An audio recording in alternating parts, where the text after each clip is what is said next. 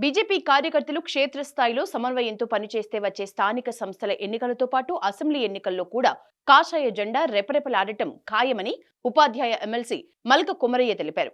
మంగళవారం బీజేపీ రాష్ట్ర అధ్యక్షులు ఎన్ రామచంద్రరావుతో కలిసి ఎమ్మెల్సీ మల్క కుమరయ్య ఉమ్మడి కరీంనగర్ జిల్లాలోని పెద్దపల్లి, మంచిర్యాలలో నిర్వహించిన బీజేపీ విస్తృత స్థాయి సమావేశంలో పాల్గొన్నారు. రాబోయే రోజుల్లో తెలంగాణలో బీజేపీ ప్రభుత్వం ఏర్పడే విధంగా ప్రతి ఒక్కరూ కలిసికట్టుగా పనిచేయాలని ఆయన పిలుపునిచ్చారు.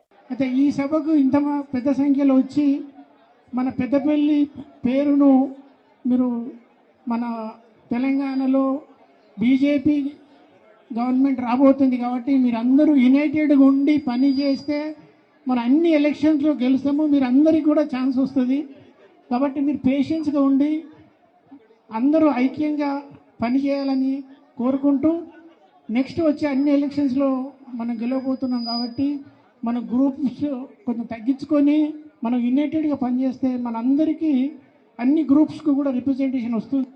రామచంద్ర గారు అందరినీ కలుపుకొని పోతారు, అందరికీ కూడా అవకాశం వస్తుంది.